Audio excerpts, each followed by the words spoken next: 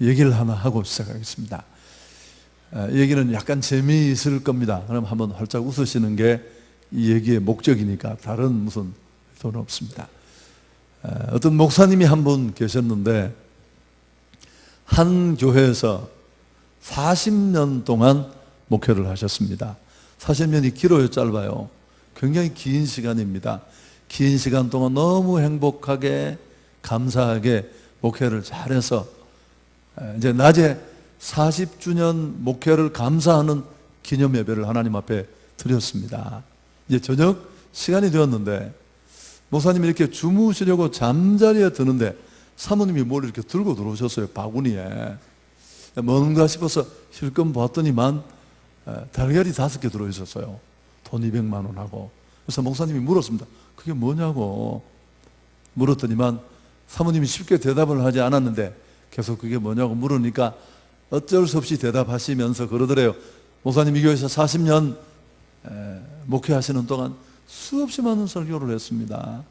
나는 사모로서 성도로서 늘 초조한 마음으로 그 설교를 들었는데 이른바 설교가 은혜가 되고 감동이 될 때는 너무너무 행복했지만 또 그렇지 않은 날도 있잖아요. 그런 날은 너무 막 마음이 졸이고 안타까운 마음이 들었습니다. 목사님 설교 죽 쓰시는 날은 내가 이 바구니 속에 달걀을 하나씩 담았습니다. 제가 몇 개 있다고 그랬어요? 5개. 40년 설교에서 죽을 5번밖에 안 끓였다면 이게 놀라운 일이에요. 목사님 기분이 괜찮았어요. 근데 그 옆에는 200만 원이 조금 신경이 쓰였습니다. 그래서 200만 원은 뭐냐고 물었더니만 그렇게 해서 모인 달걀을 내다 판돈이 웃을 줄 아시네요. 시작하겠습니다. 웃은 얘기를 듣고 활짝 웃을 수 있다는 건 대단히 건강하다는 뜻입니다. 그리고 그런 유연함이 있어야 하나님의 말씀이 꽂히는 거예요. 시작합니다. 어떤 동리에 정말 말썽꾸러기 아이가 하나 있었습니다. 이게 실화예요.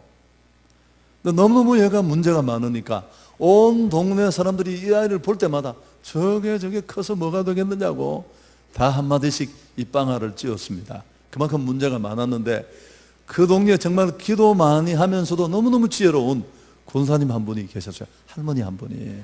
그래서 이 할머니가 한동안 이 문제를 지켜보다가 준비기도를 좀 하고 만났습니다. 만나서 이 문제의 등을 툭툭툭 두드려 주면서 내가 한동안 너를 주목해 봤는데 네가 참 말을 잘하는구나. 그리고 너는 묘하게 사람을 끄는 그런 매력을 가지고 있단다. 이런 좋은 점을 잘 개발하면 나중에 좋은 사람 되겠다 하고 칭찬을 해 주었어요. 이 골통이 이런 칭찬을 받아본 적이 있었을까 없었을까? 한 번도 없었어요. 그래서 내게도 이렇게 좋은 면이 있는가 생각을 하고 그런 사람 되려고 고민하면서 살았습니다. 이 소년이 자라서 세계적인 인물이 되었어요. 이 소년이 바로 우리가 잘 알고 있는 복음 전도자 빌리 그레이엄 목사님입니다. 여러분, 저는 이 얘기를 생각할 때마다 여러 가지 도전을 받습니다만은 칭찬이 얼마나 위력이 있는가. 경상도 남의 말 못되게 비판적으로 잘하고 공격적으로 잘 쏟아놓는 그런 분들의 버전으로 한번 해볼까요? 공부도 못하는 게 조디만 사가지고 말이야. 아니 귀신들은 저런 거 안 잡아먹고 뭐 사는지 모르겠어. 예를 들면 이렇게 쏴 붙였다고 칩시다. 못 일어나요. 차라리 한 1m 넘는 대못 수십 개로 콘크리트 바닥에 박아서 꼼짝 못하게 하는 겁니다. 성경적인 표현으로 바꾸면 연자 맷돌을 목에 걸어서 깊은 바다에 빠뜨리면 이건 살인의 시체육이에요. 여러분, 우리가 밥을 먹고 사는 것처럼 보이지만 아니에요. 마크 트웨인이라는 작가는 좋은 칭찬 하나면 2개월을 너끈히 살 수 있다. 여러분, 여간 힘들고 어려워도 내가 살아야 될 이유가 분명하고 나는 살아야 될 만한 가치가 있는 존재라고 느껴지면 인생은 살 수 있는 겁니다. 또 어떤 학자는 그랬어요. 칭찬은 귀로 먹는 보약이다. 이 말씀 축제 소중한 날, 물론 제가 좀 가볍게 시작하고 싶어서 이 설교를 먼저 카드로 끄집어냈습니다만 뒤에 들어보시면 결코 가볍지 않아요. 저는 제 개인적으로 제 인생이 한 단계 업그레이드 되는 일이 이 일로부터 시작이 되었고, 제 목회 사역 전체가 달라지는 그런 큰 변화의 한 시작이 이 설교가 만들어진 사건으로부터 있었기 때문에 더욱 그렇습니다. 여러분, 저는 교회가 어떤 곳이어야 된다고 이해를 하느냐 하면 교회는 축복하는 곳이에요. 적어도 하나님이 자기의 아들을 십자가에 못 박아 세운 이 교회 밑에는 어떤 이유로도 죽이면 안 돼. 어떤 이유로도 허물고 부수고 무너뜨리고, 그게 아무리 정당한 이유라도 생각해 보세요. 하나님이 자기의 아들을 죽이면서 허물 많은 인생, 고장난 인생들, 죄 때문에 100% 죽어야 되는 인생들을 불러 모아서 축복의 사람으로 세우려고 세상에 보여줄 수 없는 모습으로 여기 이렇게 은혜를 주셔서 불러 놓았는데, 우리는 그 어떤 이유로도 죽이고 허물고 무너뜨려서는 안 됩니다. 저는 이렇게 말합니다. 사실 약간 가톨릭적인 냄새가 나는 표현인데, 어떤 중세 교부가 그런 얘기를 했습니다. 교회는 그리스도인의 심장이다. 심장이 어떤 역할을 하나요? 우리 온몸을 돌아 탁해지고 더러워진 피가 다시 심장을 통과하면서 깨끗하게 새로운 피로 바뀌어져서 모세혈관 아주 가는 핏줄까지 잘 뻗쳐가서 그래야 건강한 사람이 될 줄 믿습니다. 좀 얘기를 바꾸면 직장이 어렵고 부부간에 약간 갈등도 있고 아이들 때문에 속도 아프고 사업이 잘 안 되고 그렇더라도 이 교회에 오면 행복해져야 할 줄 믿습니다. 제가 어떤 이민교회 목사님의 설교를 읽었는데, 여러분 이민교회를 잘 제가 모르지만 외국 갈 기회가 있어서 이렇게 가보면 예배를 마치고 이렇게 앉아있는 우리 성도들, 그러니까 이민교회 성도들의 얼굴이 그렇게 뽀샤시하지 않아요. 내가 저것 말 안 들어도 충분히 알만해요. 조그마한 나라에 언어도 잘 안 통하는 사람들이 가서 거기 산다고 다 힘든 거예요. 주류권에 들어가지도 못하고. 근데 여러분, 아주 큰 교회들도 있지만 대부분 교회들은 100명을 넘지 못합니다. 외국 교회를 겨우 빌려서 예배를 드리고 이렇게 하는데, 제가 글을 읽었던 교회도 역시 3, 40명을 넘지 않는 너무너무 지극히 일반적인 이민교회의 모습인데, 거기 모여서 또 예배를 드리다가 또 자기들끼리 치고받고 싸운 거예요. 여러분, 한국에 새는 바가지가 이민 간다고 안 새겠습니까? 이게 때우기 전에는 새지. 그래서 이게 조율이 안 돼요. 예수 믿는 사람들이 돌아서면 더 못됐거든요. 주님이 나하고만 함께 한다는 이상한 확신이 그들을 잡고 있기 때문에. 그래서 결국 해결이 안 돼서 그 몇 명 되지도 않는 성도 한 사람을 주일날 제명철 출교시키기로 결정을 했어요. 목사님이 미국 예배 끝나기를 기다렸다가 잠깐 비는 시간에 무릎을 꿇고 앉았는데 가슴이 너무너무 답답한 겁니다. 이 큰 나라에서 몇 명 모여도 않는 성도들이 우리끼리 또 하나 되지를 못해서 이걸 또 한 사람을 잘라내야 된다는 아픔이 얼마나 가슴이 아팠겠습니까? 그러다가 잠깐 졸았어요. 졸았는데 예수님이 나타나셔서 한마디를 하고 사라졌습니다.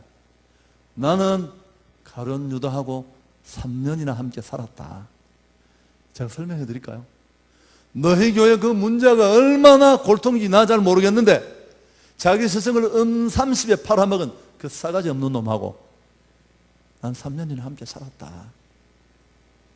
그 음성을 듣고 목사님이 크게 깨달은 바가 있어서 교회 의사 결정 라인과 상의하지 않고 광고 시간에 나가서 제발 우리 없었던 일로 하자고, 주님이 우리를 품어주신 것처럼. 그래서 교회는 다시 회복이 되었고 정말 좋은 소문을 내는 그런 교회로 변화되었다는 얘기를 들었습니다. 아멘. 제가 너무 길게 했나요? 여러분, 이게 교회예요. 오늘 본문을 보십시오. 도가니로 오늘 풀무로 금을 칭찬으로 사람을 연단한다. 이게 그냥 설명을 하려고 하면 칭찬으로 사람을, 과거 번역이 지금은 단련한다라는 개혁이 바뀌었는데요. 여러분 이 구절을 그냥 설명을 하려고 하면 설명을 할 수 있을 것 같지만 막상 설교를 하려고 딱 마음을 먹으면 이게 무슨 말인지를 설명하는 일이 쉽지 않아요. 그렇지만 제가 한번 설명을 해보겠습니다. 설명을 듣고 나면 안 설명하는 게 낫다 싶을 거예요. 그렇지만 저는 설명을 조금 해야 돼요. 설교자니까. 여러분 금이나 은 같은 광석은 이렇게 캐내어질 때 순수 금의 형태로 캐내어지는 것은 극히 미량입니다. 다른 여러 가지 불순물 덩어리와 함께 캐내어집니다. 그걸 풀무나 도가니에서 재련할 때 수증기나 연기가 불순물로 날아가 버려요.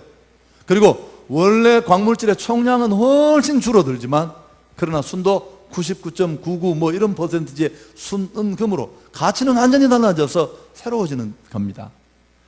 사람이 꼭 그렇다는 겁니다. 우리는 어떤 사람을 개선시키거나 변화시킬 때 일반적으로 어떻게 하느냐, 잘 못하는 얘기를 하죠. 너 학교 좀 갔다 일찍 와라, 공부 좀 열심히 하고 예배 빠지지 마라 임마.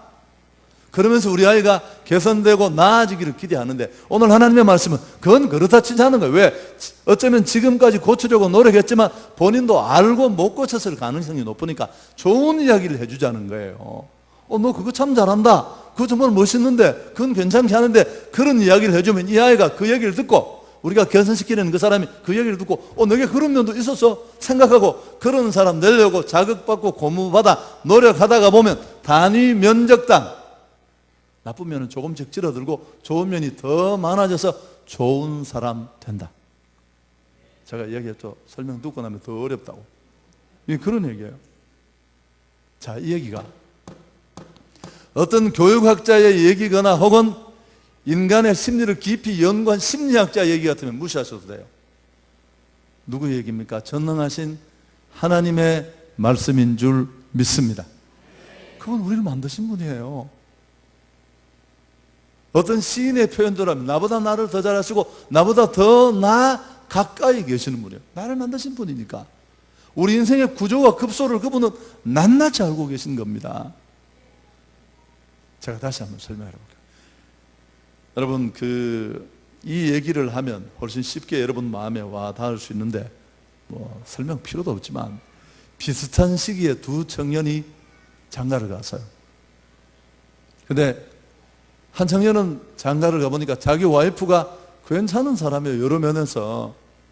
근데 이 여자와 한 6개월 살아보니까 몇 가지 문제가 있더래요. 그래서 수첩에 그걸 딱 적어 두었어요. 우리 와이프가 이런 것만 고치면 우리 집이 천국 되겠다 싶어서 적어 두었다가 좀 기분 좋은 날 아내한테 얘기를 해서 여보 당신 이런 것 좀 고치지, 이런 것 좀 바꾸지 얘기를 했더니만 마누라가 고치기는 그냥 뿔따고 이만큼 나서 그러니까 집구석이 난장판이 됐어요. 완전히. 근데 한 청년은 또 장가를 가보니까 자기 아내가 그냥 뭐 그저 그래요 이 여자가. 그래도 하나님이 내게 주신 배필이다 싶어서 보니까 이 여자가 잘하는 게 몇 가지 있더래요. 반찬이 대체적으로 간이 안 맞아요. 먹기가 참 어려운데, 참고로 이건 우리 집 얘기입니다. 또 고기 요리 하나는 또 잘해요. 그것도 못할 것도 없어요. 왜냐하면 그냥 구워 소금장 만들어내면 되니까. 고기 요리는 잘한다. 그러니까 막 힘을 내서 잘한다는 말에 고무받아서 찌개도 잘 끓이고 김치도 또 배워와서 잘 담고 그래서 잘 먹고 잘 살고 행복하게 살았다는 그런 전설 따라 삼천리의 얘기가 있습니다. 여러분 이 얘기 누가 만든 얘기지만 조금만 깊이 생각해 보면 우린 누구에겐가 선한 영향을 미쳐서 그 사람을 바꾸는 데 조금이라도 도움을 줄 때 어떤 길을 택할 것인가. 자, 물론 주의할 점이 있습니다. 오늘 제가 말한 이 칭찬은 정말 진심도 없이 정말 사람을 세우겠다는 기대도 없이 아부하는 것 비슷하게 분위기 띄우려고 이렇게 하는 칭찬은 오늘 성경이 말하는 칭찬과는 전혀 거리가 멀고요. 오히려 인간을 안하무인으로 만들어서 관계를 해치고 공동체 전체의 질을 떨어뜨릴 수 있습니다. 그런데 여러분 우리 대한민국 사람은 제가 긍정적인 얘기를 끌어내기 위해서 부정적인 얘기를 조금만 한다면 칭찬을 잘 할까요? 칭찬 잘 하지 못할까요? 그런 걸 받아본 적이 우리 기억에 여러분 성장하면서 뒤통수 맞아본 기억은 많지만 부모가 너 정말 잘한다 이런 부모 없어요. 조선에. 너까지 잘할 때는 아무 말도 안 해요. 당근이지. 그게 왜 당근입니까? 그러다가 한 번 못하면 뒤통수가 날아와요. 다리 떨면 야 이 새끼야 다리 떨지 마. 복 나간다고. 자기가 한번 떨어보러 가죠. 그렇게 박자 맞춰 떨기가 그게 쉬운가? 메트로놈도 아닌데. 저는 잘하면서 얼마나 이상한 말을 많이, 제가 약간 이렇게 감성적이에요. 이렇게 목사가 될 수 있는 성격이 아니죠. 아무나 보고 철판 깔고 얘기도 하고 전화해가 권사님 이게 스타일로 안 되는 스타일이에요. 저는 지금도 전화하는 게 제게는 공포예요. 전화하라고 100번을 얘기해도 잘 못하는데, 그러니까 뭐 남자가 여자 같다 뭐 이런 얘기. 저희 집에 제가 2대 독자인데 3대 독자 우리 아들이 있습니다. 이제 23살 지금은 공부하러 외국 가 있는데, 얘가 아빠하고 꼭 같아요. 우리 아버지, 자기 아버지 아들인데 뭐가 다르겠어요? 저는 우리 아들 보고 그렇게 이야기해 본 적 한 번도 없어요. 내가 너무 상처를 많이 받았기 때문에. 너 참 섬세하구나. 아빠가 살아보니까 섬세한 사람이 힘은 든다. 남이 못 느끼는 걸 오만 걸 다, 동네 기분까지 다 느껴야 되니까. 그렇지만 그런 사람이 진짜 지도자가 될 수 있다. 나는 그렇게 축복해줘. 그게 뻥이든 말든 내가 잘 모르지만, 그래도 내가 보니까 한 23명 정도가 수긍을 하고, 나는 전혀 문제가 없다고. 자, 우리가 어떤 상황이 있는지 한번 알려드리겠습니다.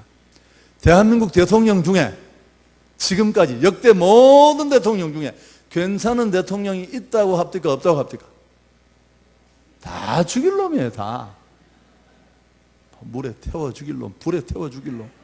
그러니까 대통령이 스스로 목숨을 끊어서 죽는 전 세계 역사에 유례가 없는 일이 이 대한민국에서 벌어지는 겁니다. 여러분, 이건 뭘 말하는 줄 아세요? 우리가 얼마나 악질이라는 걸 우리가 모르고, 우리는 젠틀하고 고상하고 아무 문제가 없다고 생각합니다. 아니에요. 칭찬하는 꼴을 못 봐요. 저는 그 얘기를 들을 때마다, 저도 비판적인 성향이 많은 사람인데, 내가 이 나라 사람이니까, 그 문화에, 그 정서에서 내가 살았으니까요. 그때마다 그래도 마음이 아파요. 이런 문제에 내가 너무 고무받고 도전받은 자가 많으니까. 정말 우리 대한민국 대통령들이 그렇게 악질일까? 나는 아니라고 생각해요. 좋은 이야기를 안 하는 겁니다. 나쁜 이야기만 하고. 자, 그럼 미국의 예를 들어보겠습니다. 미국 대통령 중에 닉슨 대통령 기억나시죠? 워터게이트 사건에 연루되어서 중간에 옷을 벗고 나왔어요. 기념관에 가면 잘했다는 얘기로 도배가 다 되어 있어요. 그게 그들의 문화고 정서예요. 우리는 한 사람이 토막 깔면 한 사람이 네 토막을 냅니다. 옆에 권사님이 고춧가루를 뿌리죠. 쫙 소금 뿌리고, 그래서 씹어야 이게 직성이 풀리고, 그게 예리하고 선지자인 그런 선지자들 좀 다 죽었으면 좋겠어요. 전혀 그렇지 않습니다. 그러면 그렇게 해서 우리가 뭐 변화된 게 있을까요? 아니에요. 너무너무 상처가 많습니다. 칭찬을 많이 받고 격려를 많이 받은 사람은 그 쿠션이라는 책을, 마음의 쿠션이 두꺼워서 약간 공격을 받아도 슉 끝이에요. 그러니까 회의가 안 되잖아요. 회의가.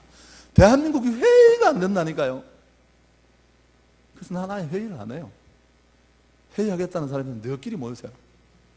교회는 회의하는 곳이 아니다.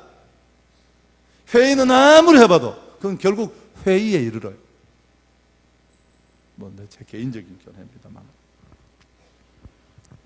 근데 자, 다시 한번 보십시오. 본문에 보면 도가니로 은을, 풀무로 금을, 칭찬으로 사람을 단련한다. 원래 이 의미를 그대로 안고 있는 쉬운 번역을 제가 한번 읽어드리면, 도가니로 은을, 풀무로 금을 연단하듯 사람은 칭찬을 통해 성장한다. 이해가 되시는 분 아멘. 자, 이게 무슨 말이냐 하면, 칭찬이 성경적인 방법으로 누군가를 정말 축복하고 비틀거린 인생을 세우겠다는 성경적인 의지를 가지고 칭찬이 행해질 때 사람이 세워진다는 겁니다. 저희 교회는 이제 행복이 큰 모토예요, 사실. 여기 부흥에 오셨던 백동영 목사님이 행복 목회를 하는데 사실 저한테 배우셔야 되죠. 제가 그 행복이라는 말을 훨씬 더 오래부터, 저희는 모든 게 행복의 밥을 말아 먹는 교회인데, 사실은 성경 전체를 관통하는 메인 미닝이 거기다 들어있는데, 그래서 뭐 나오는 거 다 행복해요. 신문도 행복한 사람들, 뭐 표도 행복한 사람이 행복한 세상을 만든다, 뭐 그 등등인데, 그 행복한 사람들이라는 교회 신문에 그 신문이 정체성이 좀 애매해요. 그게 우리의 정체성이에요.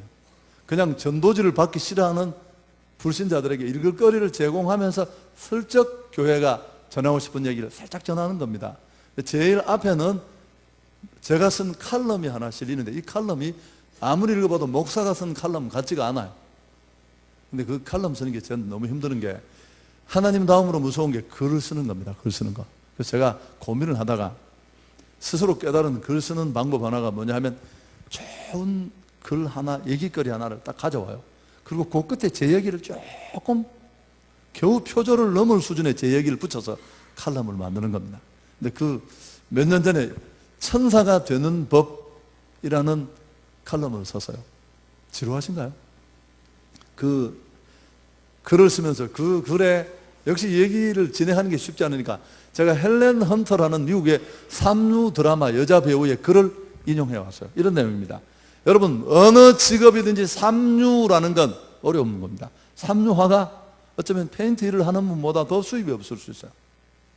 그래서 맨날 지나가는 행인, 식모일 이런 것만 하니까 단역 배우로만 있으니까 너무너무 힘들고 생활도 그렇고 연기의 인생을 걸었는데 자괴감도 생겨 고민이 깊어지다가 중요한 주역을 뽑는 선발시험 오디션에 참여를 했습니다. 안 되겠다 싶어서 번번이 낙방을 해요. 떨어질 때마다 상처가 더 커지는 겁니다. 난 이것밖에 안 되지.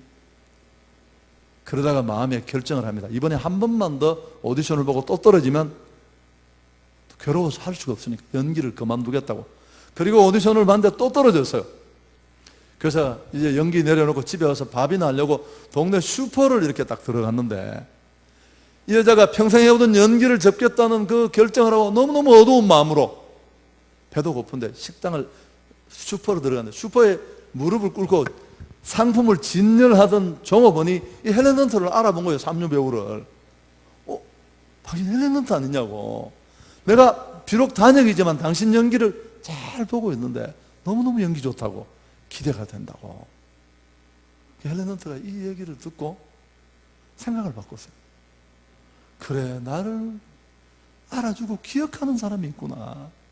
한 번만 더 도전을 하자 하고 주역급 배우를 뽑는 선발 시험에 합격을 했어요. 그래서 그 여자가 그 작품이 Mad About You라는 작품인데, 이 작품으로 일약 구미권의 스타가 됐어요. 큰 성공을 하고 난 다음에 자기 자서전에 이 얘기를 쓴 거예요.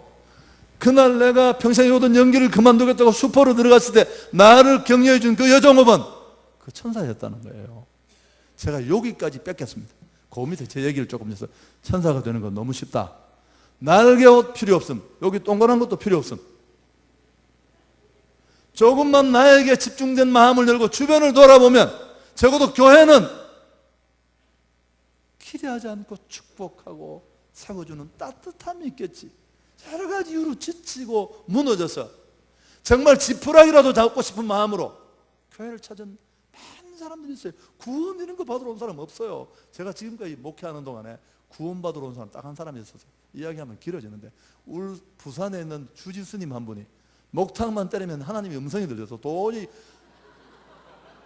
저를 섬길 수가 없었어요. 이분이 동네 사면 맞아 죽을까 봐 자기 성도 도망을 쳐 내려오다가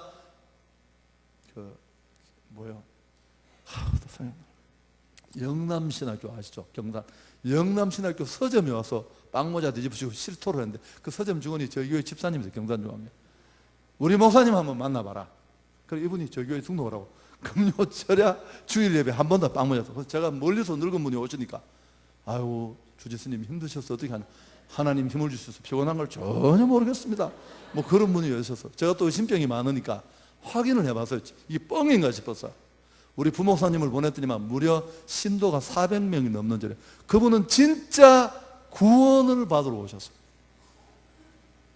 여러분, 지금까지 내 기억에 구원받으러 교회 온 사람 아무도 없었어요. 다 그렇게 뭔가 어렵고, 그런 사람을 찾아서 그 사람을 주님이 나를 받아주셨던 것처럼 뜨거운 곳으로 안아 격려하고 축복하고 세워줄 수 있는 사람, 그 사람이 천사인 줄 믿습니다.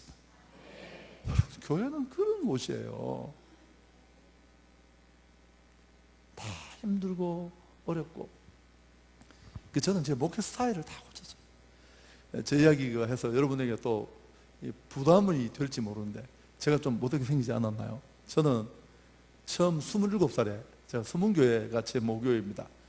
부목사님 한 분이 개척에 나가시는 교회에 제가 따라 나갔어요. 그리고 그해 가을쯤에 또 웬 처녀 하나가 시집을 못 가서 죽으려고 하는 거예요. 그래서 나는 원래 32살에 장가를 가려고 했는데 예수님은 온 세상도 구원했는데 가자. 고난을 당한 자매를 내가 구원하는 마음으로 내가 장가를 갔는데 그냥 제 생각이니까 여러분 웃으셔도 됩니다.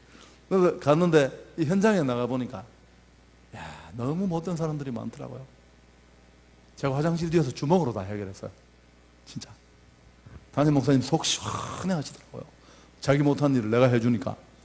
나는 이건 내가 끝을 내고 가야 동네가 덜 시끄럽다고 내가 확실하게 믿었어요. 지나면서 그게 아니라는 걸 제가 너무너무 많이 깨닫게 됐습니다. 여러분 한번 따라해 보시겠습니까? 우리는 사랑하고 하나님은 변화시키신다. 목사가 사람 절대 못 바꾸십니다. 혹시 지금 남편의 변화를 위해서 금식하고 있는 분 있습니까? 존말할 때 때려치우십시오. 하나님도 지금 그 인간을 못 고쳐서 얼마나 힘드신데 당신이 지나 고치세요. 지나. 목회자가 사람을 바꿀 수 있다고 생각해서 못 바꿔요.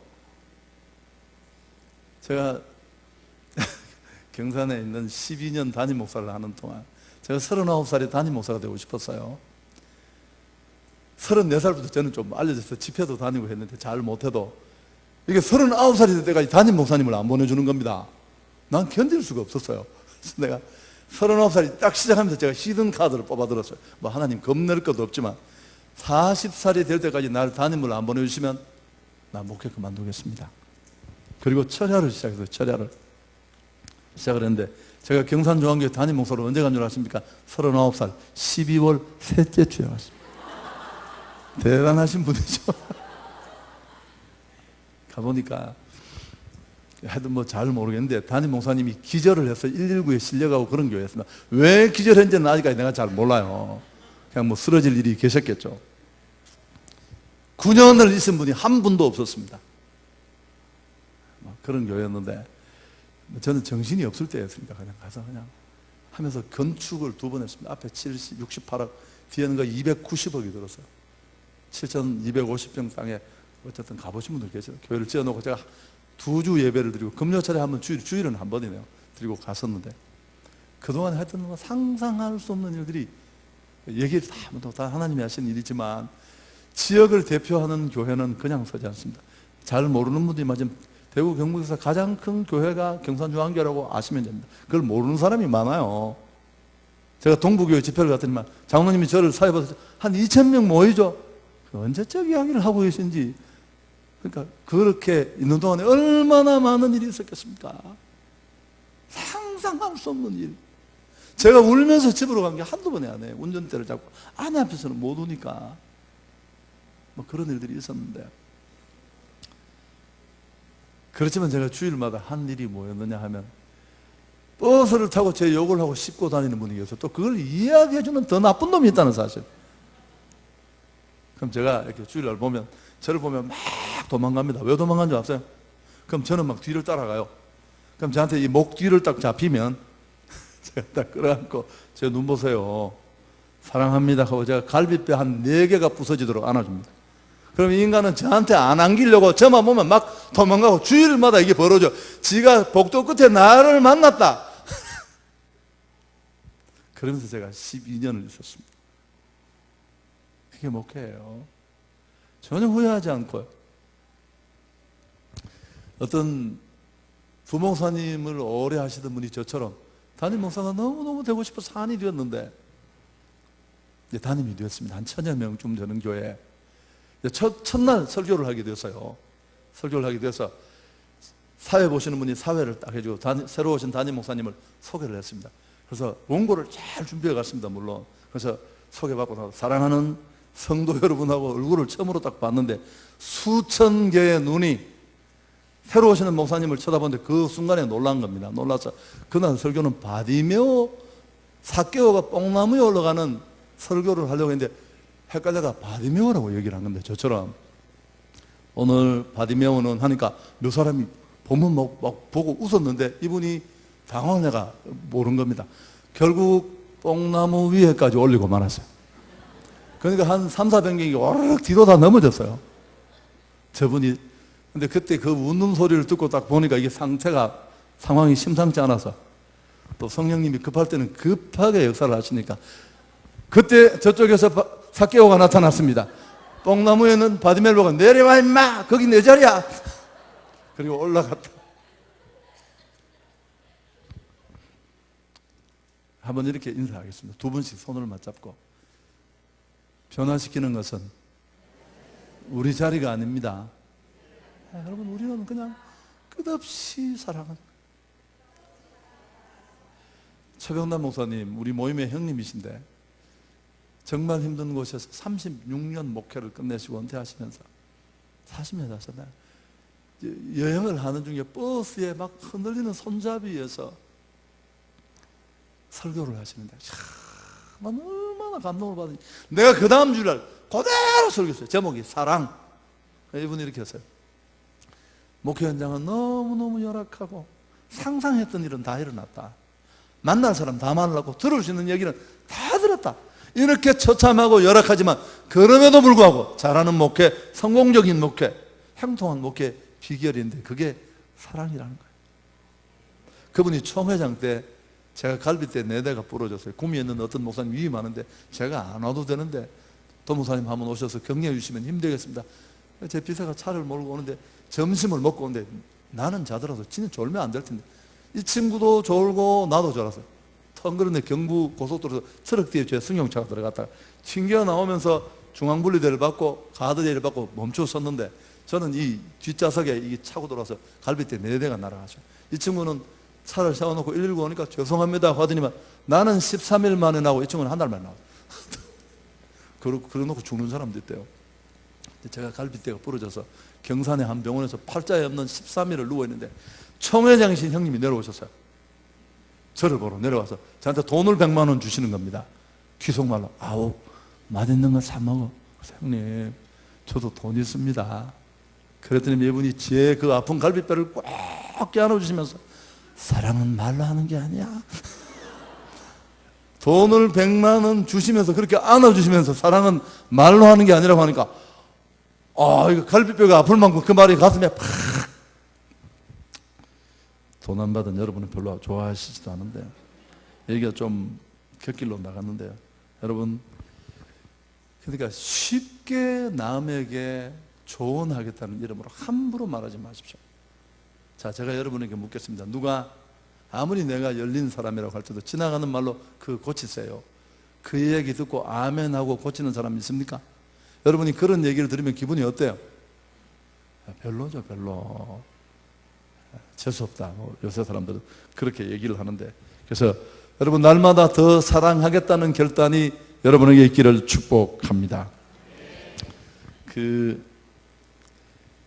쉽게 남에게 조언하고 또 충고라는 이름으로 행해지는 그 비판의 말들, 조언의 말들은 사람을 쉽게 바꾸지 못합니다. 그렇게 바뀌는 사람도 있는데, 막시무스라는 사람이 쓴 지구에서 유쾌하게 사는 법이라는 책이 있어요. 좀 4, 5년 된 책인데요. 그 책을 읽어보면 1, 2권이 있는데 우리나라 사람인데 필명이 막시무스예요. 아주 짧은 글들이 많이 나와 있는데 그 글 중에 이런 글이 있습니다. 충고라는 글이 있는데 제가 그대로 인용을 할 수 있을지는 모르겠는데, 충고, 절대 남에게 쉽게 충고하지 마라. 왜냐하면 당신이 하는 그 충고를 듣고 고칠 사람 같으면 충고 필요 없다는 거예요. 왜요? 그렇게 지나가는 얘기를 듣고 열린 마음으로 아멘하고 고칠 정도면 그 사람 충고 필요해야 안 필요해요? 필요 없는 사람이에요. 그리고 당신이 아무리 충고를 하더라도 절대 그 충고를 받아들이지 않는다면 그 인간한테 충고를 왜 하느냐는 거야. 그러면서 내가 당신한테 충고하건대 절대 충고하지 마라. 이게 저게 글이에요. 나는 너무너무 동의했어요. 여러분, 전문가들이 연구를 해봤대요. 오늘 이 본문의 말씀하고 정확하게 맞잖아요. 그러니까 사람이 아무리 부모가 자식에게 얘기를 하더라도 충고나 조언의 이름으로 행해지는 지적이라도 받을 때마다 우리가 원하지 않았던 정보가 함께 전달된대요. 그게 뭘까요? 나는 당신을 좋아하지 않습니다. 나는 당신이 탐탁하지 않습니다. 당신은 나를 그렇게 호의적으로 느끼고 있는 것 같지 않습니다. 이 신호가 전달이 돼요. 부모가 자식을 사랑하잖아요. 일찍 들어와라. 예배 시간에 전도사님 쳐다봐라. 이 나쁜 놈아. 뭐 빠지지 마라. 이 얘기를 들을 때마다 부모로서 정확하게 할 일이고 사랑하는 충고지만 그 충고를 계속 받으면 얘는 그 얘기를 들을 때마다 무슨 정보를 함께 받는다고요? 아빠는 네가 별로 안 좋아. 엄마는 네가 싫거든. 이런 정보가 계속 누적이 돼요. 여러분, 그럼 걔가 내가 낳고 내가 용돈 주지만 그 애는 못 견딥니다. 어느 순간이 되면 집을 나가든지 자아가 무너지지 않으려면 자기 마음의 문을 닫아버려요. 그래야 지가 피해를 줄이고 깊이 들이면 타격감을 느끼니까 이렇게 마음의 문을 닫고 부모에게 관계 선언을 끝낸 아이들의 표정은 이렇습니다. 또 아버지가 불렀으니까 또 한 20분 나를 괴롭힐 텐데 분명히 얘기하죠. 그럼 또 똑바로 앉아. 어른 이야기하는데 폭행이 또 날아와요. 나 반대로 칭찬하고 축복하면 그때 또 어떤 신호가 갈까요? 전혀 내가 의도하지 않았던 신호가 또 하나 전데 그게 뭘까요?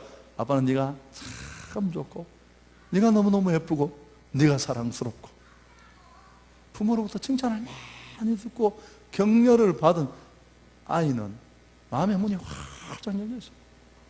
그 역시 남을 관대하게 대할 수 있고. 저는 아이가 셋이 있다고 그랬죠. 우리 큰딸은 28살이에요. 도레미 양입니다.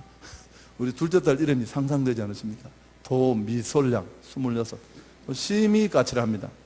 저를 닮은. 세 번째 아들이 23살인데 저는 우리 아이들 팬이에요. 팬. 나타나면 막 함성을 지르고 하이파이브를 하고 그래요. 제가 이제 예전에 집회를 가면 우리 딸 둘이가 이렇게 그 기둥 옆에 붙어서 막 몸을 비틀면서 그래요.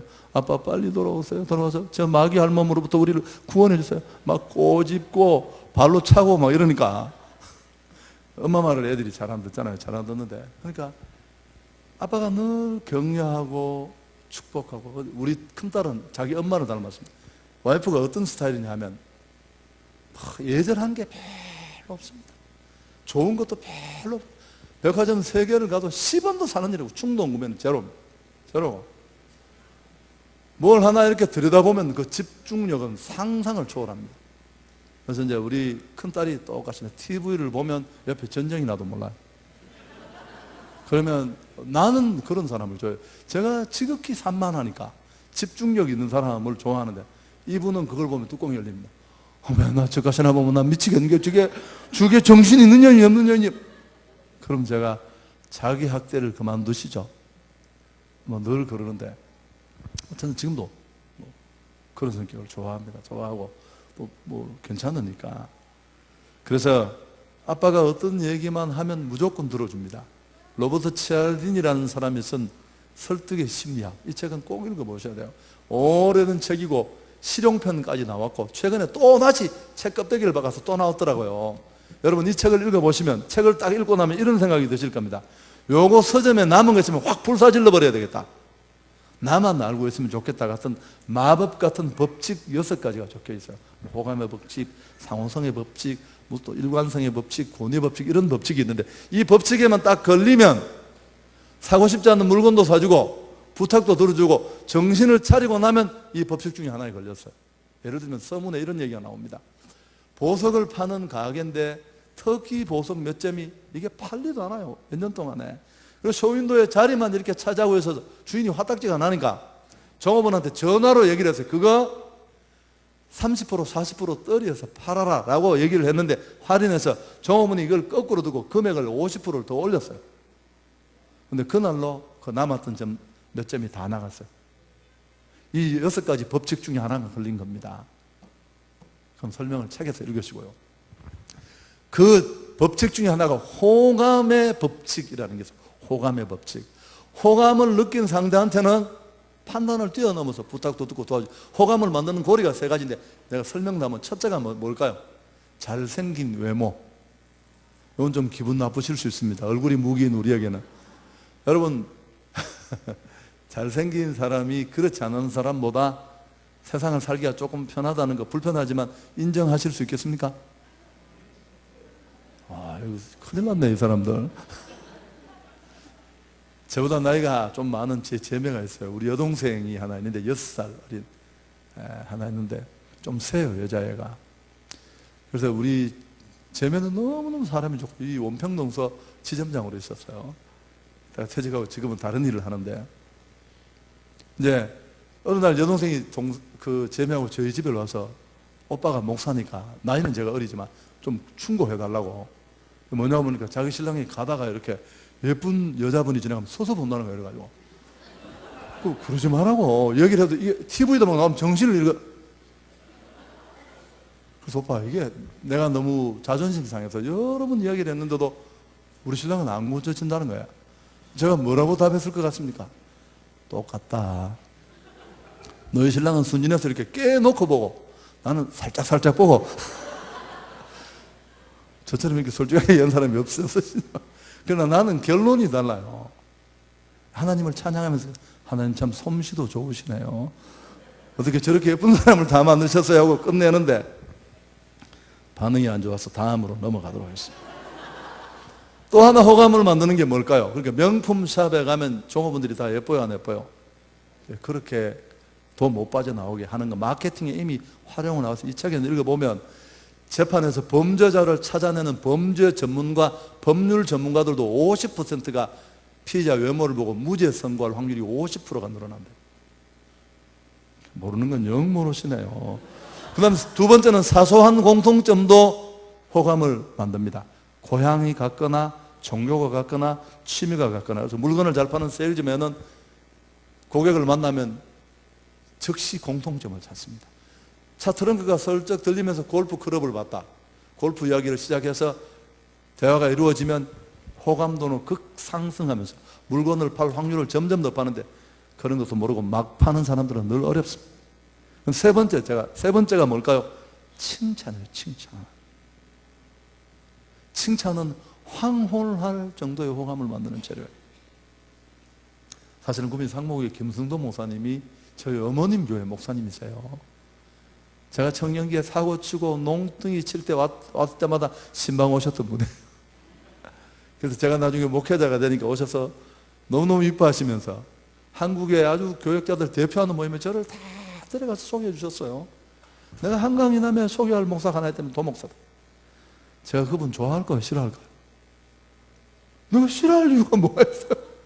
별 볼 일 없는 나를 다 칭찬해주고 집에 불러 세우고 가는 데마다 데려다니시고, 뭐 형님 이상으로 제가 좀 전화도 잘 드리고 그러지 못하지만, 여러분 제가 이야기를 해도 여러분 생활에 도움이 돼야 되니까.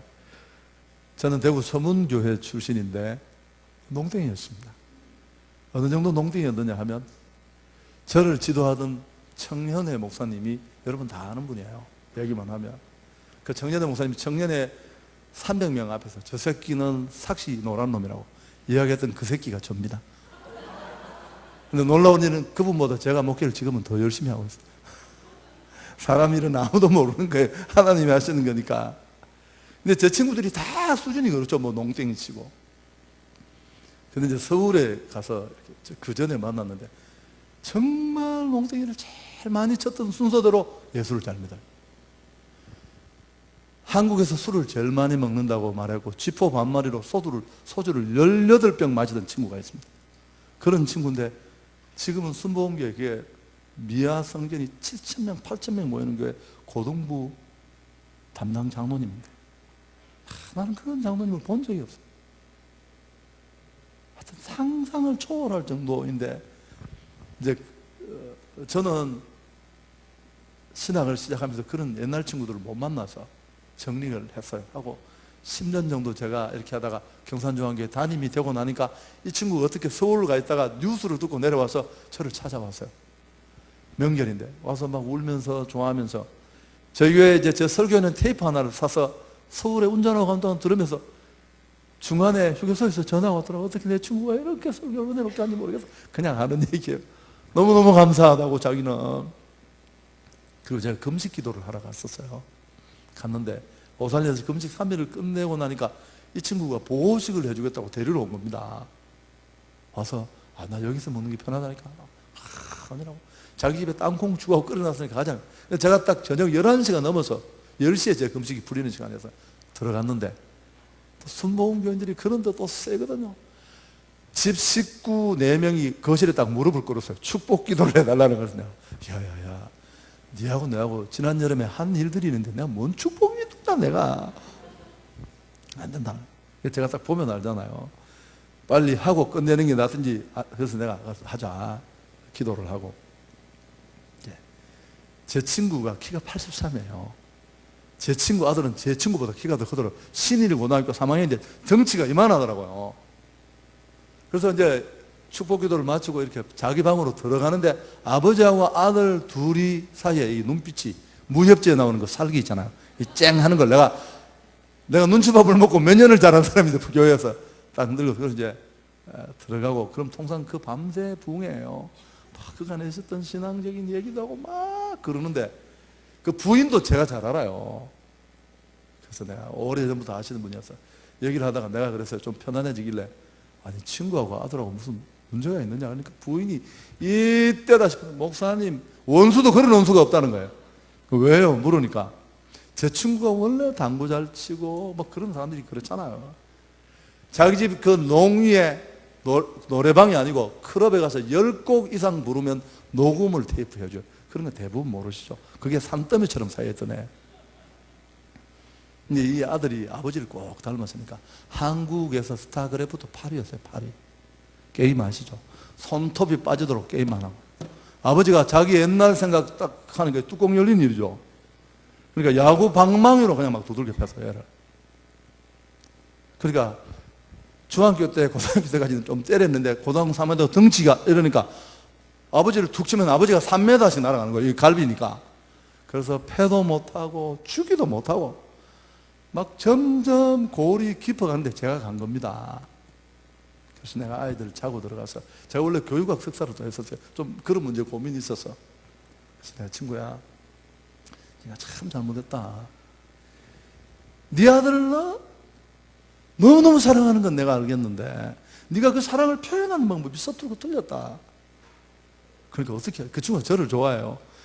그래서 저희 교회도 뭐 많이 오고 집회도 하고 뭐 그런데 그래서 내가 첫째 준비기도를 좀 많이 해서 아이 방에 가서 딱 꿇어 앉아라. 그리고 아빠는 너를 너무너무 사랑하는데 내가 그걸 표현하는 방법이 서투른데 네가 아버지를 용서해달라고 나 때문에 네가 많이 아팠는 것 같은데.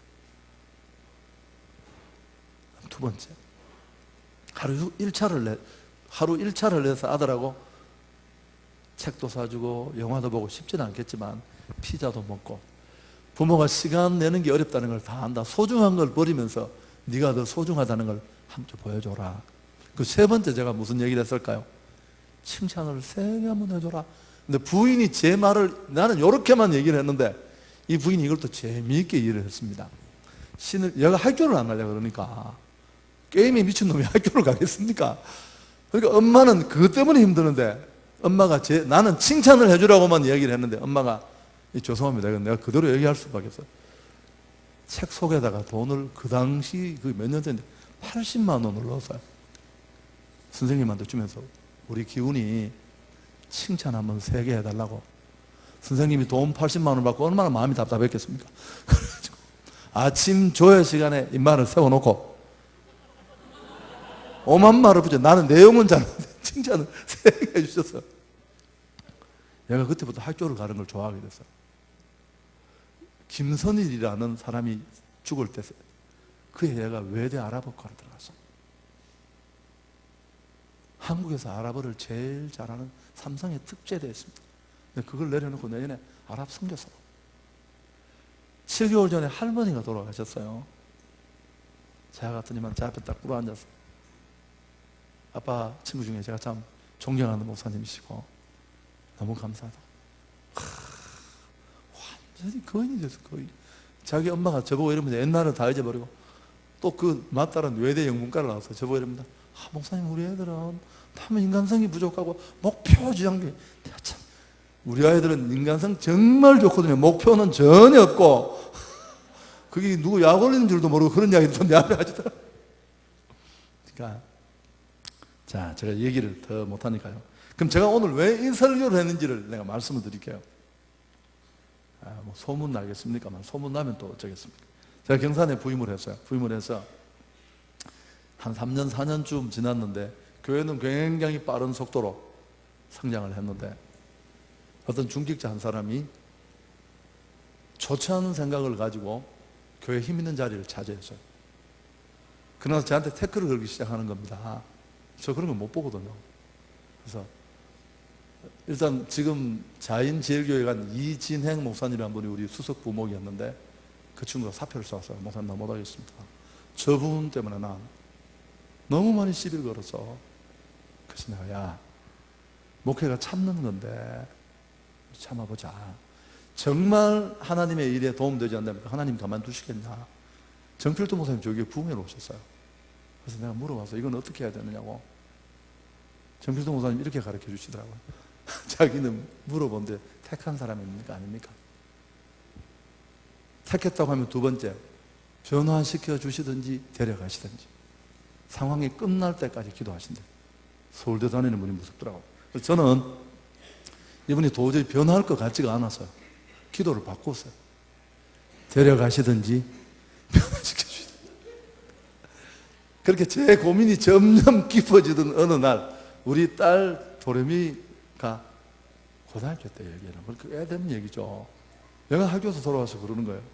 아빠, 우리 선생님이 여선생님이신데 우리 교회에 어떤 분이 한 분 계신데 그분한테 꼭 인사를 전해달라고 한대요. 무슨 얘기인데? 그러니까 자기가 대학 다닐 때 너무너무 등록금이 없었는데, 자기 고등학교 은사인데 그분이 등록금을 2번을 대납해 주셔서 자기가 대학을 마치고 선생님이 되었는데 고맙다고 인사를. 아빠 계시는 교회 분이십니다. 근데 이분이에요. 죄송합니다. 내가 알고 있는 이분은 등록금을 뺏어 먹을 뿐이지 줄 뿐이 아니에요. 그래서 내가 이건 좀 확인이 필요하다. 확인을 해보니까 사실이에요. 그때 제가 성경을 읽으며 통독하고 지나가던 게 이 잠언역이었어요. 그래서 제가 이 말씀을 묵상하는 중에 굉장히 많은 깨달음을 얻고, 이분이 어떤 분이냐면 회의를 하다가 딱 의견이 부딪히면 끝나면 집에 가서 전화를 그 사람 집에 30통을 해요. 야, 이 닭대가리 부야부터 시작해서 이분이 사과를 하든지 교회를 옮겨야 그만두는 분이에요.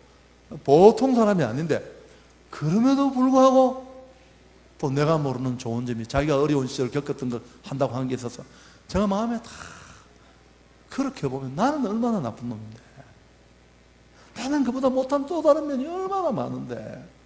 그러니까 제가 깨달은 게 뭐냐면, 난 용서가 안 됐어요. 그 사람이. 그분이 제 잘못한 거 10가지를 종이에 적어왔어요. 그래서 한경직 목사님은 그 얘기를 듣고, 내 죄는 11번째도 있고 12번째도 있다고 말했지만 나 그런 사람 아니야. 나 당신 그냥 두지 않겠다고 내가 선전포고를 했어요. 그랬었는데 제가 마음에 회개를 하고 주일 3부 예배 인도를 마치고 2부 예배를 마치고 3부 예배를 기다리다가 응접실 쪽으로 이렇게 나갔는데 그분이 몇 분하고 얘기를 나누고 있더라고요. 그래서 제가 진심으로 너무 감사하다고.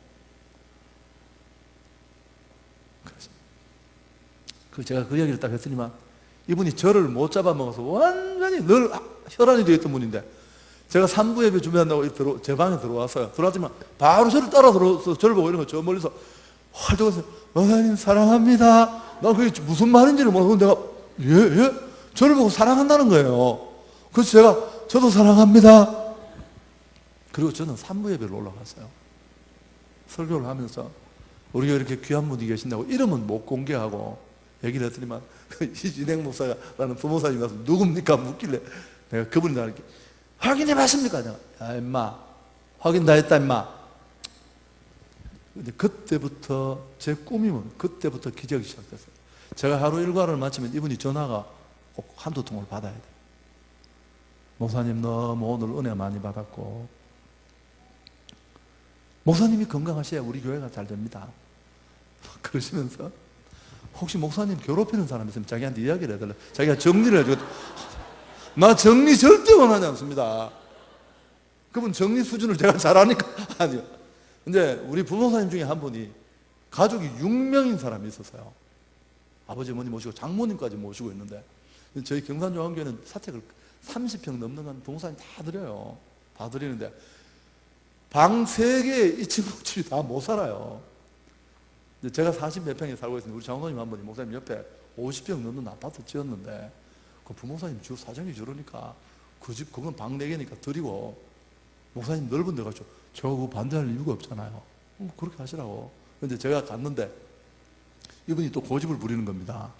담임 목사가 이사를 간다는 거예요. 새롭게 시작한다는 뜻이다. 그러니까 모든 가재도구 일체는 다 바꿔야 된대. 그래서 내가 왜 이러십니까?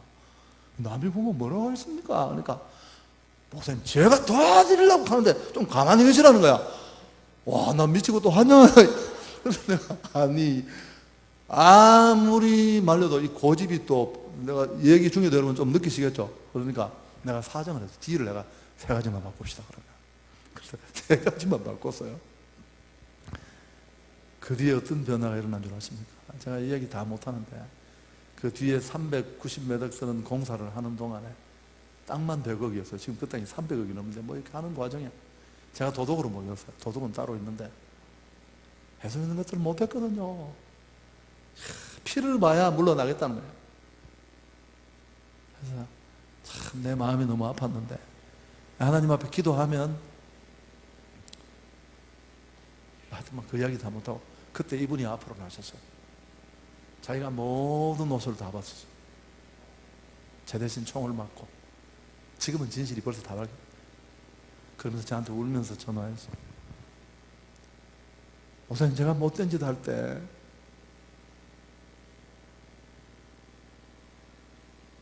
저를 축복하고 받아주셨죠.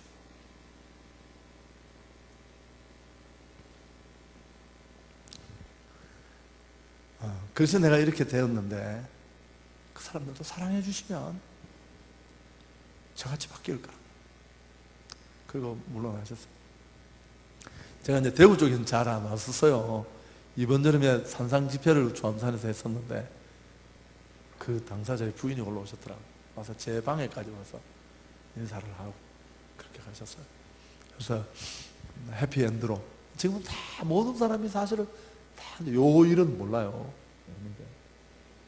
제가 서울로 제가 딱 그 건물을 그걸 짓는데 얼마나 제가 많은 고통을 받아놨겠습니까? 한주 주일 예배를 드리고 서울로 왔는데 그분이 3주를 KTX를 타고 교회 와서 예배를 드렸어요. 드렸는데 여러분 지금도 저는 예배 저희 주일날 6번 주일 6부 예배까지 드리는데 신방 못 가잖아요. 아무것도 못 해요. 할 수도 없고 해서도 안 되고 제가 그렇게 말합니다. 내가 1시간 더 얘기하는 거 나 너무 좋은데 얘기하는 거 좋아하는데 4,000명 작년이 주일 예배 그만큼 배려되지 못한 설교를 듣는다. 교회를 내가 키우는 것도 아니고 하나님이 키워주실 때까지는 가야 되는데 내가 선택할 수 있는데 도와달라고. 결혼도 토요일날 교회당 사는 건 아니다. 50m만 벗어나면 나 못 간다. 강남까지 한번 갔다 오면 많으면 5시간 걸려요. 양해를 구하고 못 하는데 제가 하는 일이 뭐냐면 이제 엘리베이터가 너무 복잡하니까 걸어서 올라가요. 제 방 7층까지 올라가는 동안에 만나는 사람들을 축복하는 게 제 일이에요. 한복 입고 봉사하는 권사님은 권사님 축입니다. 너무 멋있고 한번 안아주고 그게 제 하는 일이 전부고 난 그 일이 내가 하는 일이 큰 일이었어요. 제가 이야기를 했더니만 수원 베들레헴 교회 담임으로 간 저희 부목사님 출신이 그러더라고요. 목사님 칭찬은 귀신도 감동을 시킨대요. 그게 무슨 말이냐 그랬더니만 옛날에는 초등학교 주일학교도 수요일도 저녁 예배를 드려서 기억나세요? 지금도 하나요? 주일도 저녁 예배를 하는데 저녁 예배에 아이들이 자꾸 주는 겁니다. 그래서 전도사님이 목사님한테 막 꾸중도둑해서 왜 이렇게 아이들이 주는가를 알아보니까 애들이 저녁 예배를 마치고 돌아가는 길목에 어디서 귀신이 나온다는 소문이 퍼진 겁니다. 그래서 아이들이 하나둘씩 귀신 무서워서 예배를 안 나온다고 하니까 전도사님이 자기 밥줄이 끊어질 정도가 돼서 어쩔 수 없이 귀신 쫓아내는 특강을 하게 됐어요. 뭐 특강이라는 게 뻔합니다. 고전적인 귀신은 찬송 부르며 물러간다. 뭐 그런 내용이었어요. 어느 비 오는 날 수요일 밤에 혼자 수예배를 마치고 아야 나가 그 귀신 나온다는 골목길을 이렇게 가다가 세상에 정말 귀신이 나왔어요. 너무 심각하게 듣지 마시고 그냥 얘기니까요. 이 아이가 순간적으로 귀신을 보고 너무 놀라서 했는데 정신을 딱 차리고 나니까 전도사님 강의가 생각난 겁니다. 그래서 응급결에 튀어나온 찬송이 축복송이었어요. 당신은 사랑받기 위해 태어난, 귀신한테 축복송을 불러준 겁니다. 귀신이 축복송을 딱 받더니만 답사를 바로 하더래. 감사해요 깨닫지 못해서. 전 기적을 봤거든요. 그분 진짜 학교 선생님 할 때도 재단 이사장이 이 사람을 못 이겨가지고 자살하나 그래요. 인간이 하도 희한한 인간이니까 어려울 때 혼자 자라서 상상을 초월하는 자기 그게 있는 분이들. 천사, 정말 천사로 보이시죠. 자, 여러분, 오늘 본문 읽은 이 본문보다 더 중요한 말씀이 히브리서 10장 24절 25절 한번 찾아보십시오. 다시 돌아올 일이 없으니까 제가 5분 안에 정리하겠습니다. 히브리서 10장 24절 25절.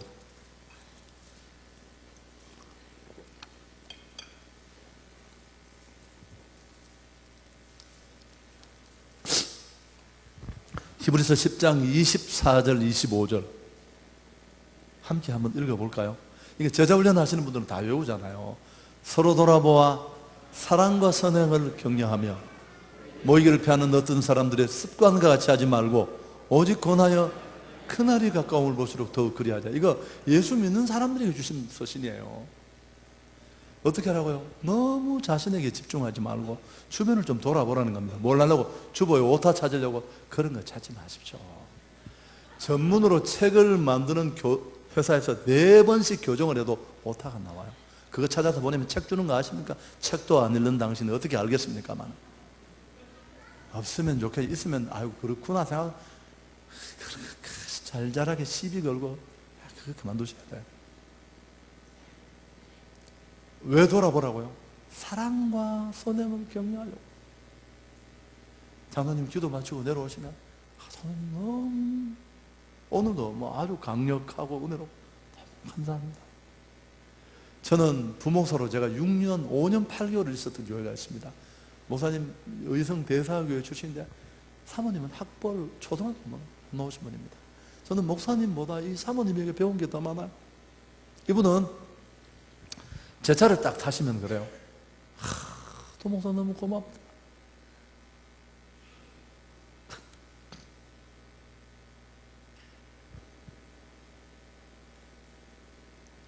죄송해요. 제가 관리 집사님 불러서 우리 교회를 너무너무 사랑하고 청년부를 이만큼 부흥시킨 목사님이신데 이 깔판이 그 이래가 안 된다.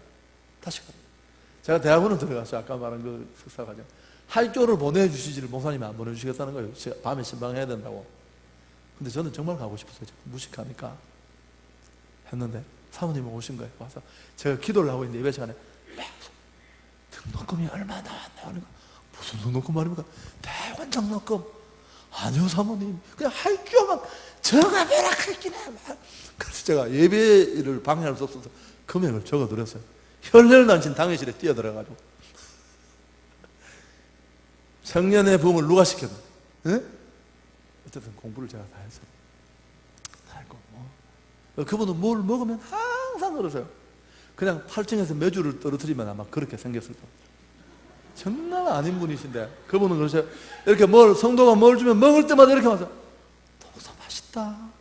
어떻게 이렇게 맛있나? 내가 먹으면 간이 안 맞아요. 그래서 나는 할매들은 이렇게 입맛이 간다고 할 때면 입맛이 갔는가? 제가 4년을 지나고 그 이유를 알게 됐어요. 성도가 해주는 음식을 먹고 목사가 할 수 있는 얘기가 뭘까요? 그 얘기에는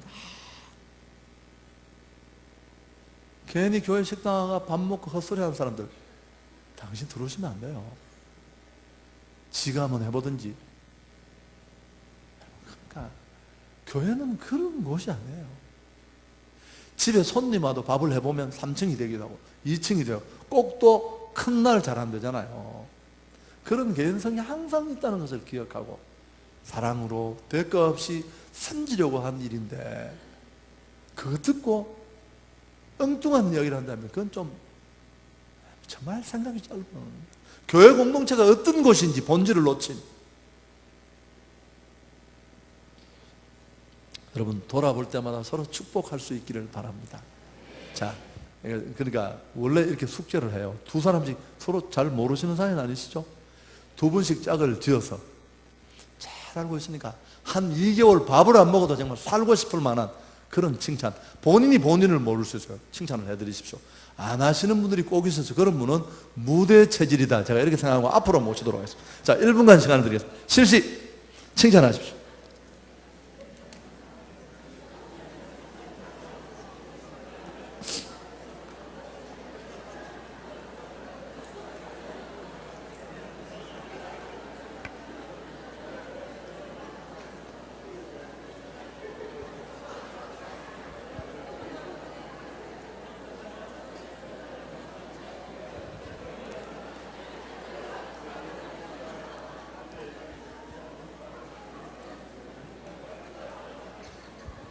네, 좋습니다. 이런 분위기가 싫으세요? 저희 교회는 늘 이렇게 해요. 이렇게 하고 우리가 예배를 드릴 때도 잘 모르시는 것 중에 하나가, 예배 시간은 경건해야 되지만 이렇게 폼을 잡고 앉아있으면 이 사이사이 벽이 다 존재한다는 사실. 성령님이 그 사이를 편안히 못 다니세요. 근데 손을 이렇게 내밀어서 한번 사랑합니다, 축복합니다 안아주고 이러면 그 벽이 무너지는 게 저는 보여요. 여러분 이거 안 믿으시는데, 제가 목회를 오늘 얘기 좀 죄송해요 목사님, 제가 설교 원래 짧게 하는 목사인데, 제가 아양교에 있는 동안에 너무 힘든 일이 2번 있었는데, 그러니까 목사님이 저를 잘 못 믿으시는 게 있는 겁니다. 그럴 수 있어요. 청년들이 너무 수백 명이 일사불란하게 부목 사이에게 죽음 신중까지 내니까 이 새끼가 똘똘 말아가 나가는 거 아닌가 싶어요. 끊임없이 의심하고 그러니까 난 이 충성심을 보이는 게 내가 더 어려웠어요. 더 어려웠는데, 그래서 내가 그만둬야 되겠다 이렇게 마음을 먹었습니다. 경산에서 또 한 번 똑같은 상황이, 다른 상황이 있었는데, 그때 기도 많이 하는 자매 하나가 나한테 왔어요. 저한테 뭐라고 하면, 목사님 얼마나 소중한 분인 줄 아세요? 하나님이 이 얘기를 나한테 해주라 그랬대요. 이 자매는 유방암으로 죽었어요. 그 암이 밝혀진 날도 제가 보호자 대신 따라갔던 자매인데, 무슨 얘기냐고 물으니까, 목사님 주일날 설교를 하시면 천사들이 이 벽 둘레에 다 이렇게 대열을 하고 쫙 선대요. 서서 말씀 하나하나를 다 성도들 입에 다 이렇게 넣어줍니다. 당신의 말은 아니지만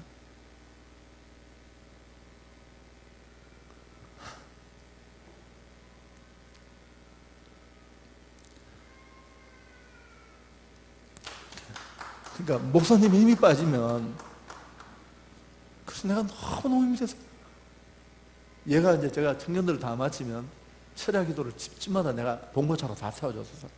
그럼 끝까지 목사님을 지가 지켜야 된다고 조수를 하던 애예요. 그러니까 저를 너무너무 잘 알죠. 그러니까 내가 그래서 그랬어요. 왜 그 이야기를 지금 하느냐? 그랬더니만 하나님이 정말 어려울 때 이야기를 해주시라 그랬대요. 그리고 제가 경산중학교 담임으로 갔습니다. 또 뭐 그런 일은 아니, 무슨 일인데, 유치원 보모로, 아니 그 시설에 보모로 있는 자매가 또 저를 만나자고 또 왔어요. 똑같은 얘기를. 그래서 내가 참 완전 엉터리지만 얼마나 소중한 자리에 있는지. 자, 정리하겠습니다. 여러분 기분 좋은 칭찬의 칭찬의 방법을 이야기해 드리겠습니다. 첫째, 즉시 칭찬하셔요. 이걸 무슨 2008년에 네가 잘했지.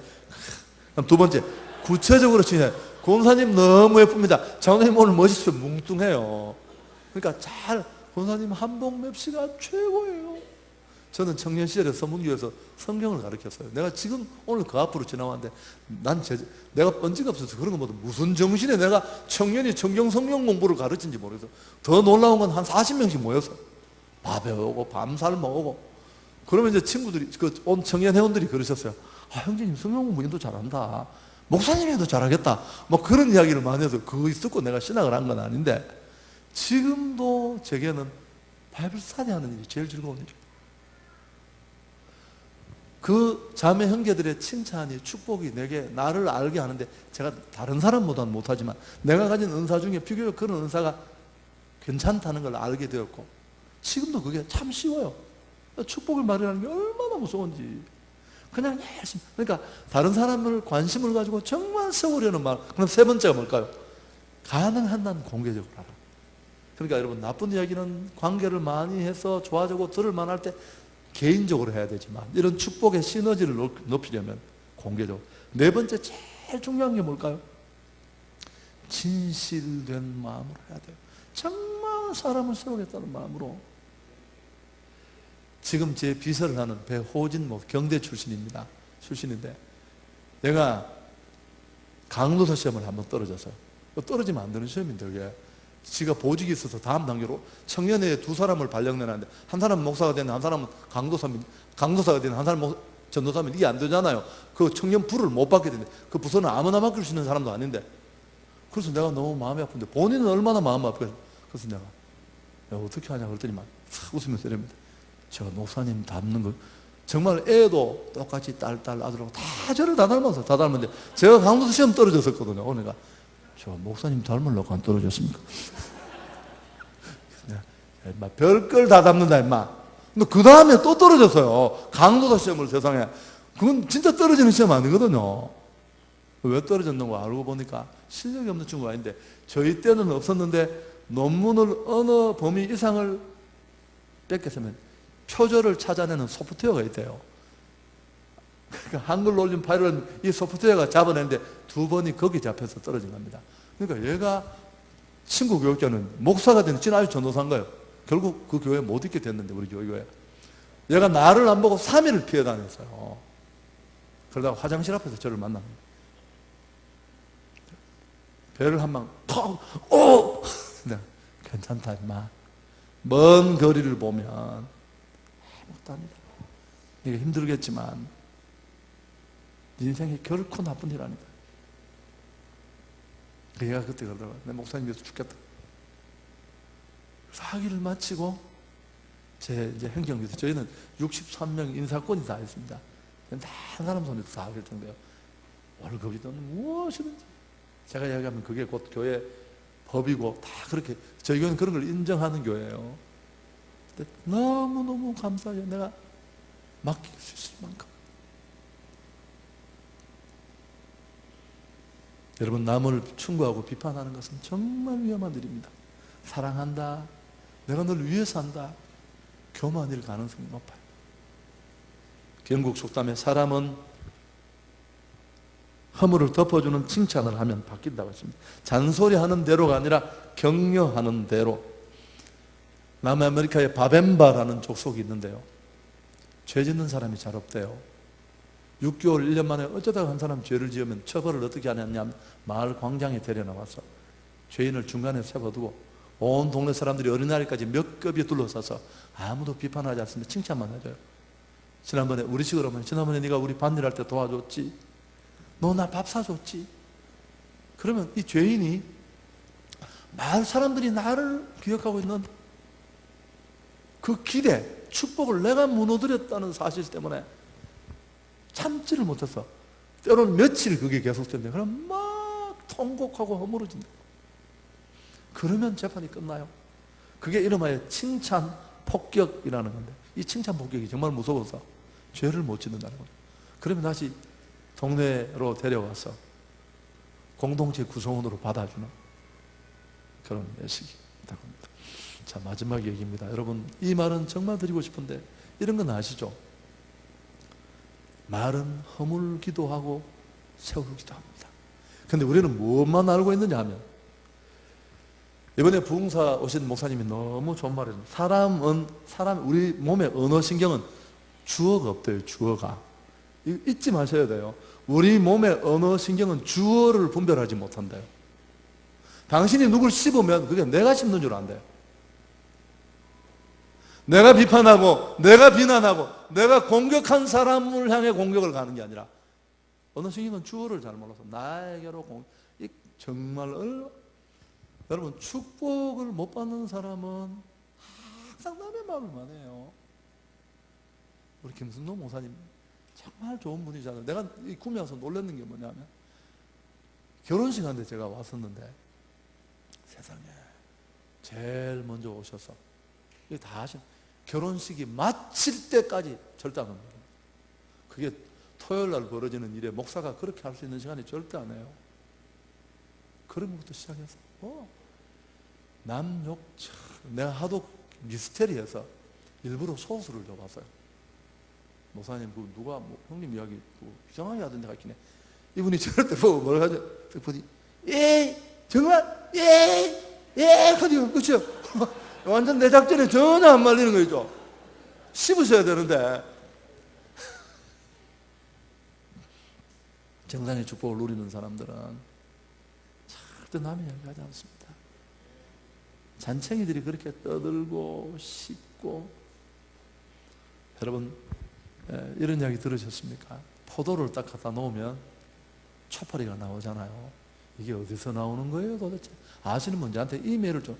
난 너무너무, 아니 그게 어디다가 모여있다가 어디 집합되다 오는 데가 있는 거예요. 새로 태어나는 거예요.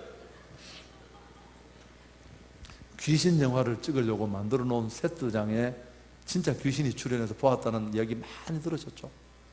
감사의 말을 하면 성령이 역사하는데, 칭찬하고 축복하면 기적 같은 하나님의 은혜가 임하는데, 불평하고 원망하고 아무리 정당한 얘기라도, 특히 지도자는 더 그렇습니다. 당신이 자식한테 지도자 비판을 했다면 당신은 끝난 사람. 왜 끝난 사람이냐 하면, 옛날 어른들 하잖아요. 그 우물 물 안 먹으려고 똥 부었는데 이 축복의 이 강단에서 나온 생수를 당신 자식들이 먹고 다 그 영혼이 살아나야 되는 거예요. 그 관계를 끊어버리고 지가 어떻게 합니까? 제정신이 아니지, 제정신이. 신앙이 뭔지 일장일절도 모르는 사람이에요. 그거는 마치 남편 돈 못 벌게 한다고 아버지 앞에서 남편 목을 날리는 거하고 똑같아요. 그건 당신이 기둥을 자른 거예요. 금방. 제일 먼저 키 큰 당신이 죽습니다. 그러니까 리더십은 그렇게 하는 게 아니에요. 리더는 자격이 있어서 리더를 하는 게 아니에요. 오늘 제가 교회에서 제일 무서운 사람이 어떤 사람? 새벽기도 한 번도 안 빠지는 사람. 지 한 번도 안 빠진다고 빠진 사람 씹을 것 같은데 간간히 빠지십시오. 그게 당신한테 훨씬 영적으로 유익합니다. 제가 직분, 우리 100명 이번에 직분자 세웠는데 제가 그랬습니다. 강사 다 오셨는데 제가 마지막에 내 1분만 이야기하자. 4시간. 직분이 축복이 안 되는 사람을 내가 너무너무 많이 봤다. 복 받으려고 예수 믿는데, 하나님 도움 받고 싶다고 예수 믿는데 그거 하나 뒤집어 쓰고 그게 복이 안 된다면 그걸 왜 받냐?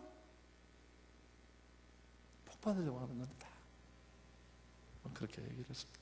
여러분, 그러니까 절대 남의 말 하지 마시고, 하나님 내 입술에 파수꾼을 세우셔서 내가 천국 가는 그날까지 나는 적어도 이 십자가 밑에서 허무는 말, 비판하는 말, 죽이는 말, 축복하는 말, 격려하는 말.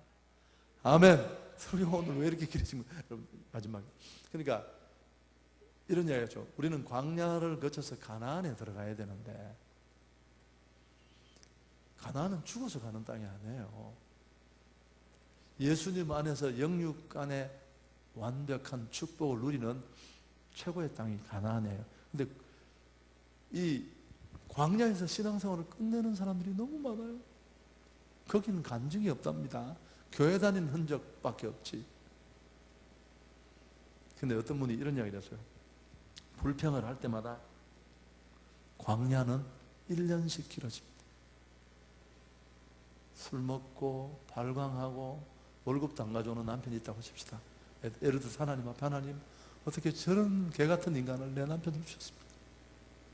이렇게 기도할 수 있잖아요. 충분히 하늘을 향해 막 손가락질 지르면서 한번 살짝 바꿔볼까요?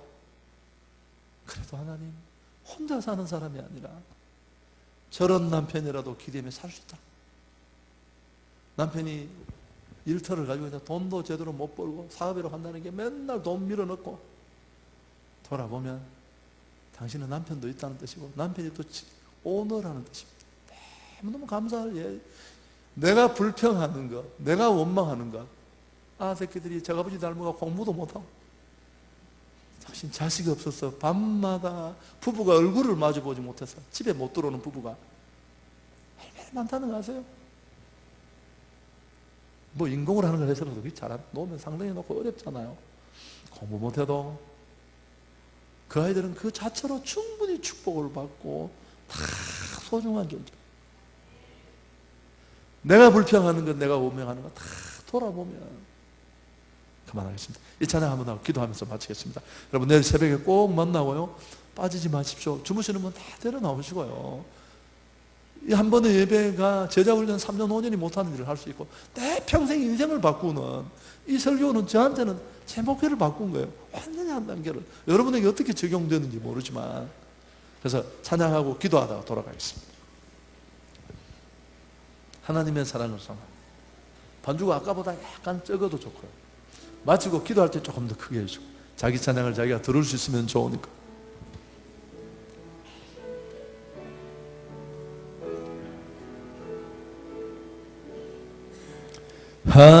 하나님의 사랑을, 자막만 두고 불 꺼주셔서, 하나님의 평안을 바라보는 자, 너의 모든 것 창조하신 우리